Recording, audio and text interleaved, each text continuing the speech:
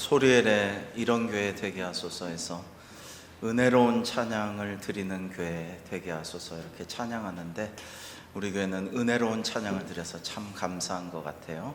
이 찬양을 주님께서 기뻐 받아 주신 줄로 믿습니다. 사랑하는 성도 여러분에게 주님의 한량없는 은혜와 평강이 오늘도 충만하시기를 주님의 이름으로 축복합니다. 이번에 신년 특별 새벽 기도회 마친 후에 여러분들께서 기도에 응답받고 기쁘고 감사한 일들을 많이 알려주셔서 하나님께 참 감사했습니다. 특히 가족을 위한 기도에 응답받는 일이 많이 일어나서 평생 주님을 영접하지 않았다가 구원받는 그런 일들을 말씀해 주시고, 또 이제 믿음의 배우자에 대한 그런 소망도 주시고, 여러 가지 이야기들을 응답받은 것을 들려주셔서 참 감사했는데요. 하나님께서 날마다 우리를 긍휼의 눈으로 바라보시고 또 우리에게 복 주시려고 예비하고 계심에 참 감사를 많이 드립니다. 목회자는 늘 우리 성도님들이 더 많이 복 받았으면 좋겠다, 어떻게 하면 우리 성도님들이 더 많은 복을 받아 누릴 수 있을까를 생각하고 기도하곤 합니다. 그래서 성경에서 어떤 방법을 알려주고 계신가 찾아보면, 구약에서는 신명기 28장에 대표적으로 이제 복과 저주에 대해서 아름다운 말씀을 명확하게 주고 계시고, 신약에선 대표적으로 예수님께서 이 팔복의 말씀을 우리에게 주셨는데요. 이 묵상하는 중에 또 오늘 본문은 이런 말씀을 주셨어요.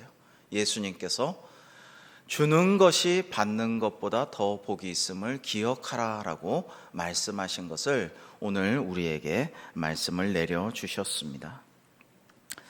세상 사람들도 받는 복은 좋아하죠. 그래서 당신은 사랑받기 위해 태어난 사람 하면 교회 안 다니는 사람도 다 좋아하고 그것을 기뻐 받습니다.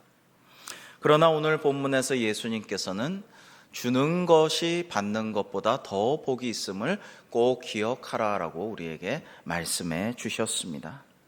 자, 그러면 주는 것이 복이 되는 이유는 무엇 때문일까요? 첫 번째로, 주는 것은 주님을 본받는 행위이기 때문입니다. 로마서 8장 32절에 보시면, 자기 아들을 아끼지 아니하시고 우리 모든 사람을 위하여 내주신 이가 어찌 그 아들과 함께 모든 것을 우리에게 주시지 아니하겠느냐라고 말씀하셨습니다. 자, 그러니까 주님께서는 우리에게 생명 주셨고 천지 만물 주셨고 모든 것을 주셨을 뿐만 아니라 특별히 독생자 예수 그리스도까지도 아끼지 않고 우리에게 내어주셔서, 아브라함에게는 이삭을 바치라고 했지만 믿음만 보시고 받지 않으신 하나님이시지만 우리에게 외아들 예수님까지 아낌없이 내어주셔서 우리로 하여금 영생 구원을 받게 하여 주셨습니다. 그러니까 이렇게 모든 것을, 자신과도 같은 독생자 예수님까지도 내어주신 하나님의 은혜를 생각하면 우리에게 못 주실 것이 없다라는 것을 알 수가 있죠. 야고보서 1장 17절에서도 말씀하시기를, 온갖 좋은 은사와 온전한 선물이 다 위로부터 빛들의 아버지께로부터 내려오나니라고 말씀하십니다. 주님께서 이렇게 끊임없이 우리에게 좋은 것들을 주십니다. 그러므로 우리도 주님을 본받아서 그리스도인이라면 그리스도를 본받아야겠죠. 그래서 우리도 좋은 것들을 이웃에게, 어려운 이들에게 나눠줄 수 있는 그런 삶이야말로 복된 삶임을 기억해야 할 것입니다. 그래서 오늘 본문의 사도 바울은 이렇게 말씀하고 있죠. 오늘 본문 사도행전 20장 35절을 우리 같이 한번 읽어 보시겠습니다. 시작. 범사에 여러분에게 모본을 보여준 바와 같이 수고하여 악한 사람들을 돕고, 또 주 예수께서 친히 말씀하신 바 주는 것이 받는 것보다 복이 있다 하심을 기억하여야 할지니라. 아멘. 여러분, 사도 바울이 예루살렘에 가면 죽을 위험이 있었기에 성도들이 극구 말렸거든요. 그러자 이제 바울이 죽음을 각오하고 아시아로 건너가서 밀레도 항구에 도착해서 거기서 에베소 장로님들을 불러가지고 모셔가지고 마지막 고별 설교를 한 말씀 중에 일부가 오늘의 본문입니다. 바울은 기도와 수고로 어렵고 연약한 이들을 몸소 돕는 일에 모범을 보였고요.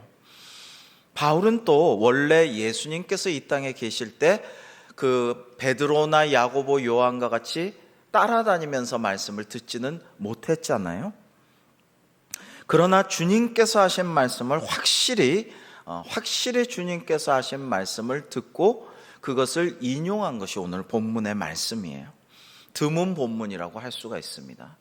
그래서 본문에서 바울은 예수께서 친히 말씀하신 바 주는 것이 받는 것보다 복이 있다 하심을 기억하여야 할지니라 라고 강조하고 있습니다. 즉 확실히 예수님께서 하신 말씀을 다른 이들에게 내가 들었는데 이것을 너희에게 전하노라, 이것을 꼭 기억하라 라고 장로님들에게 권면하고 있는 것입니다. 이제 에베소 장로님들은 교회에 가서 사도 바울의 말씀을 에베소 교인들에게 전하고 실천하자라고 하겠죠.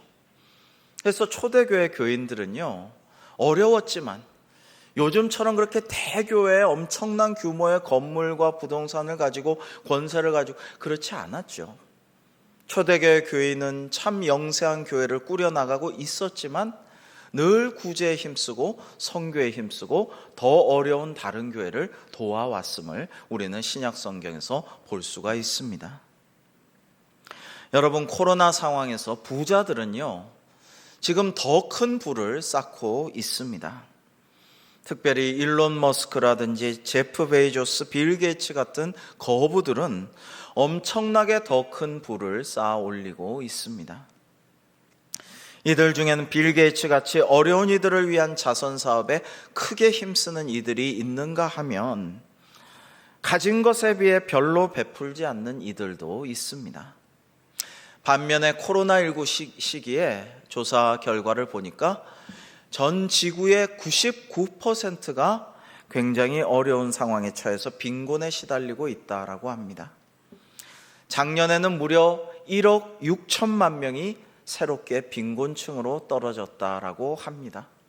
코로나가 계속됨으로 인해서 버티지 못하고 원래 그렇지 않았는데 빈곤층으로 전락하게 된 것이죠. 이러한 때 우리가 긍휼과 사랑이 넘치는 주님의 마음을 생각해야겠습니다. 그리스도인이란 그리스도를 본받아 사는 사람이죠. 그래서 주위의 어려운 이들에게 작은 것이라도 우리가 평소에 나누고 그들의 마음을 돌보고 그들을 긍휼의 눈으로 바라보고 기도하고 그들을 위해 사는 그런 삶을 살아간다면 하나님께서 얼마나 우리를 기뻐하시고 칭찬하시고 흐뭇하게 여기실까 생각합니다. 우리 신명기 15장 7절에서 10절의 말씀을 저와 여러분 한번 교독해 보시겠습니다. 내 하나님 여호와께서 내게 주신 땅 어느 성읍에서든지 가난한 형제가 너와 함께 거주하거든 그 가난한 형제에게 내 마음을 완악하게 하지 말며 내 손을 움켜쥐지 말고 반드시 내 손을 그에게 펴서 그에게 필요한 대로 쓸 것을 넉넉히 구워주라. 삼가 너는 마음에 악한 생각을 품지 말라. 곧 이르기를 일곱째 면제년이 가까이 왔다 하고 내 궁핍한 형제를 악한 눈으로 바라보며 아무것도 주지 아니하면 그가 너를 여호와께 호소하리니 그것이 내게 죄가 되리라. 너는 반드시 그에게 줄 것이요 줄 때에는 아끼는 마음을 품지 말 것이니라. 이로 말미암아 내 하나님 여호와께서 내가 하는 모든 일과 내 손이 닿는 모든 일에 내게 복을 주시리라. 아멘. 여러분, 이런 말씀을 가만히 생각해 보면요, 성경은요 좀 잘 들여다봐야 돼요. 문자 하나하나, 문구 하나하나, 또 서론과 결론, 그리고 전체적인 앞뒤 맥락, 여기서 하나님이 무슨 말씀하시려는 것 같습니까? 우리에게 복을 주시기 위해서, 우리를 복되게 하시기 위해서 우리가 더 풍요롭고 더 큰 은혜를, 우리가 하는 모든 일과 내 손이 하는 모든 일에 우리에게 복을 주시기 위해서 이 말씀을 주시는 것이죠. 그래서 우리가 복 받는 비결은 우리 주변의 어려운 이들을 외면하지 말고 완고하고 완악한 눈으로 보지 말고 그냥 인색해 하지 말고 그들을 돕고 기도하고 축복하고 베풀면 우리에게 더 큰 복을 주시겠노라는 하나님의 마음을 우리가 읽어야 하는 것입니다. 우리가 주님의 이름으로 하는 일에는 인색하지 말고 정성껏 성의껏 해야겠습니다. 베드로전서 4장 11절에 보시면 만일 누가 봉사하려면 하나님이 공급하시는 힘으로 하는 것 같이 하라라고 말씀하셨어요. 하나님이 하시는 일, 하나님이 공급하시는 일은 인색하지 않고 힘차고 넉넉하고 은혜롭고 참으로 감동스러운 일이 틀림없이 될 것입니다. 우리가 그렇게 해야 한다라고 권면하시는 것이죠. 받는 것보다 주는 것이 복되다는 주님의 말씀을 기억하고 실천하는 이들에게 하나님께서 반드시 지금까지보다 더 큰 복과 은혜를 내려주실 줄로 믿습니다. 우리 주위의 어려운 이웃을 외면하지 말고 아낌없이 주고 보살핌으로써 하나님께서 주시는 복으로 더 풍성해지는 복받는 우리 모두가 되기를 주님의 이름으로 축복합니다. 우리나라가 광복 이후 1990년대 후반까지도 국제사회로부터 원조를 받았는데요. 그 원조 액수를 오늘날 가치로 환산해 보면 약 70조 원이 넘는다고 합니다. 이렇게 수십 년간 많은 도움을 받았던 우리나라가 2009년 11월 OECD 개발원조위원회 24번째 회원국이 되어서 이제 원조받는 국가 중에 전 세계에서 유일하게 다른 나라들을 원조하는 그런 국가가 지금 되어 있습니다. 여러분 얼마나 감사한지 몰라요. 하나님께서 우리에게 복을 주셔서 그 극빈국 우리가 이제 원조할 수 있게 되었고 열심히 다른 나라를 돕고 원조하는 우리에게 하나님이 더 큰 복을 내려주실 줄로 믿기에 더더욱 감사가 되고 소망이 됩니다. 아까 말씀드렸듯이 초대교회는 어렵고 영세에도 구제와 선교에 힘썼는데요. 우리 한국교회도 그랬거든요. 이게 복받은 비결이라고 저는 믿어요. 한국교회사를 공부를 해보면요, 초창기부터 어려운 사람 구제하고 우리 교회도 영세하고 어렵지만은 선교에 힘썼어요. 초대교회부터 해외 선교에 힘써서 중국 산동 반도에 가서 산동 선교에 힘썼습니다. 얼마나 감사하고 은혜롭고 성경 말씀대로 실천한 우리 믿음의 선배들이 아니었겠습니까? 그래서 어떻게 됐어요? 초대교회도 그렇고 우리 한국교회도 복을 많이 받았어요. 어려운데도 구제하고 해외 선교에 힘쓴 우리 교회에 하나님께서 넘치는 복을 지금까지 내려주셨습니다. 말씀대로 실천하고 순종했기 때문에 그런 복을 내려주신 것이죠. 사랑하는 성도 여러분, 초대교회와 우리 한국교회의 믿음의 전통을 이어받아 주는 것이 받는 것보다 더 복이 있음을 기억하고 말씀대로 실천하여서 하나님께 지금보다 더 큰 은혜와 복을 받아 누리는 우리 대광교회가 되기를 주님의 이름으로 축복합니다. 두 번째로 주는 자에게 참 기쁨과 더 큰 유익이 있기 때문입니다. 중국 내지 선교회를 설립하고 중국 모든 성에 선교사를 파송한 허드슨 테일러 선교사님이 어느 날 가난한 집을 방문했습니다. 그때 그는 단돈 2실링 6펜스밖에 가지고 있지 않았는데요. 그게 그의 전 재산이었어요. 찾아간 집에는 갓난아기를 안은 어머니가 몸져 누워 있었어요. 너무 힘이 없어서 아기를 안은 채로 몸져 누워 있었습니다. 허드슨 테일러 선교사님이 속으로 생각했어요. 내가 3실링 6펜스만 있으면 이 가난한 엄마에게 1실링을 나눠줄 텐데 라고. 여러분 근데 이 이야기가요, 저는 되게 솔직한 얘기다라는 생각이 들었어요. 지금 2실링 6펜스가 있잖아요. 근데 3실링 6펜스가 있으면 1실링 줄 텐데 라는 생각이 들었다는 것은 지금 있는 돈 조금도 손해를 보지 않고 지금 있는 돈은 그대로 보존했으면 하는 마음이 그대로 느껴지는 거예요.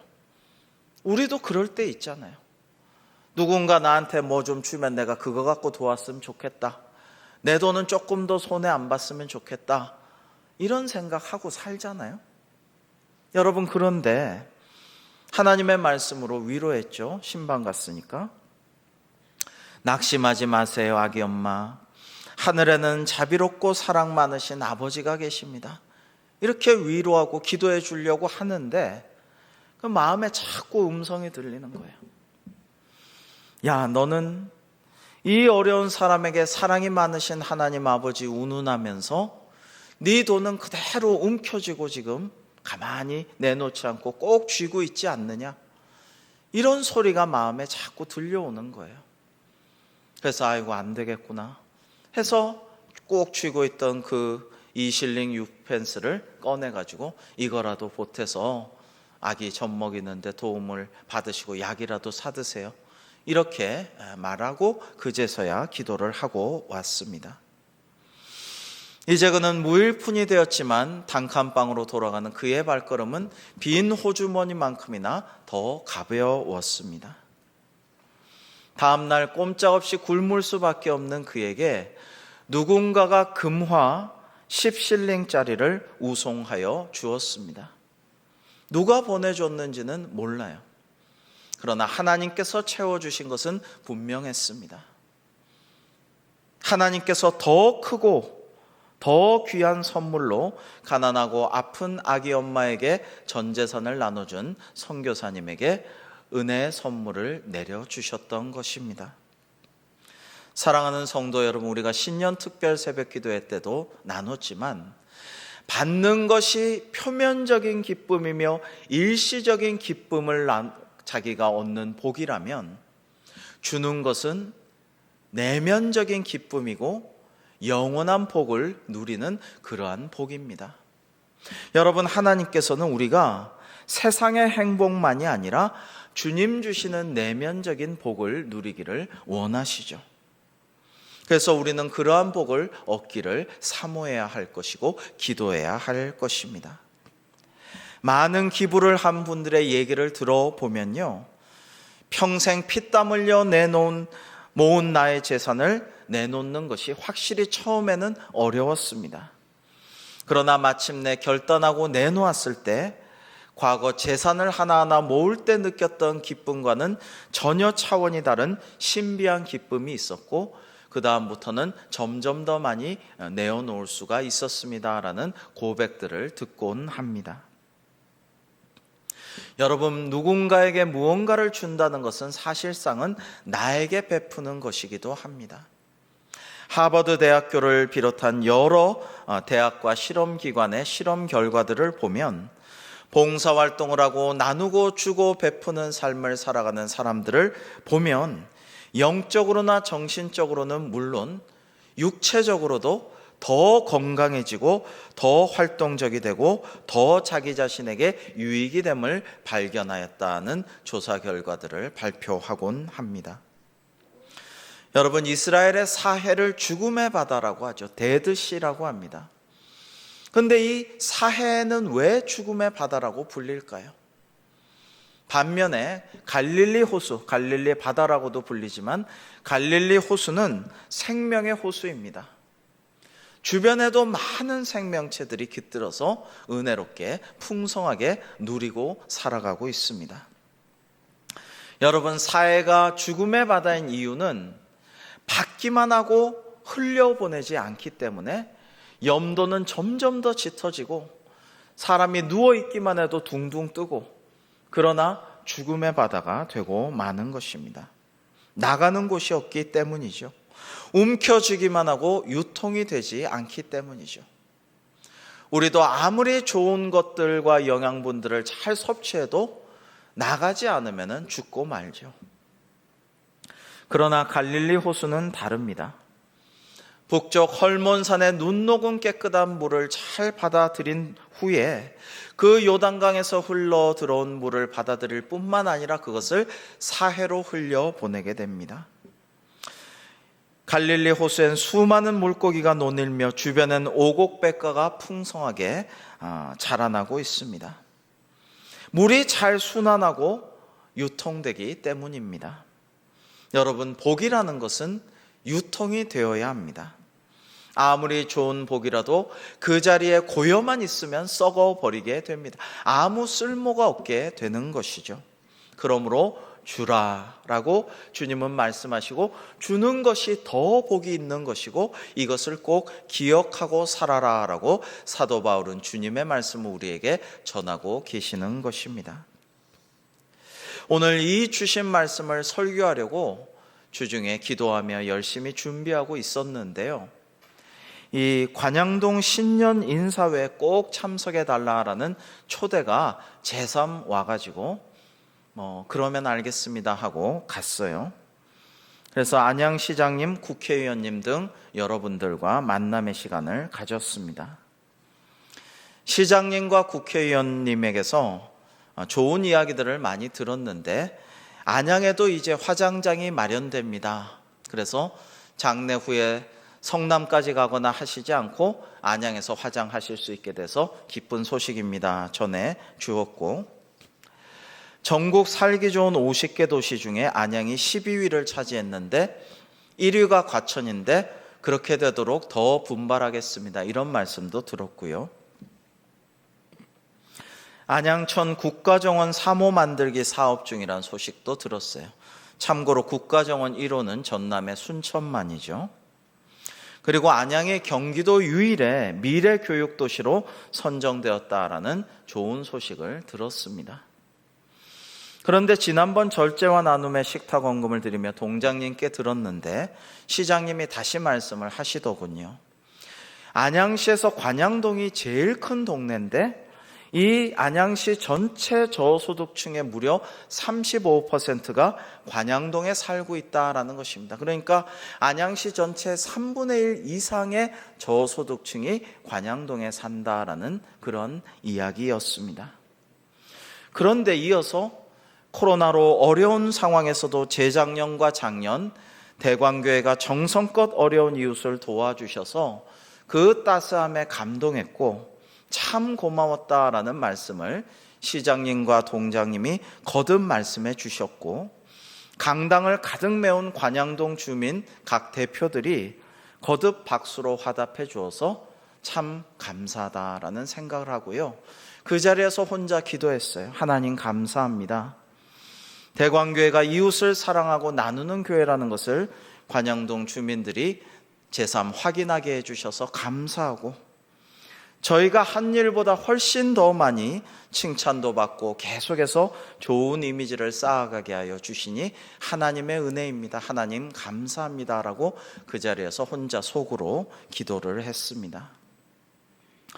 누가복음 6장 38절에 주님께서 말씀하십니다. 이 은혜로운 말씀 우리 같이 한번 읽어보실까요? 시작. 주라 그리하면 너희에게 줄 것이니 그리고 흔들어 넘치도록 하여 너희에게 안겨주리라. 너희가 헤아림은 그 헤아림으로 너희도 헤아림을 도로 받을 것이다. 아멘.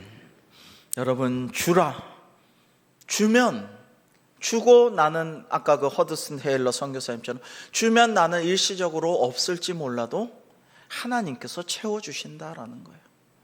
그걸 우리는 늘 느끼고 살지 않습니까?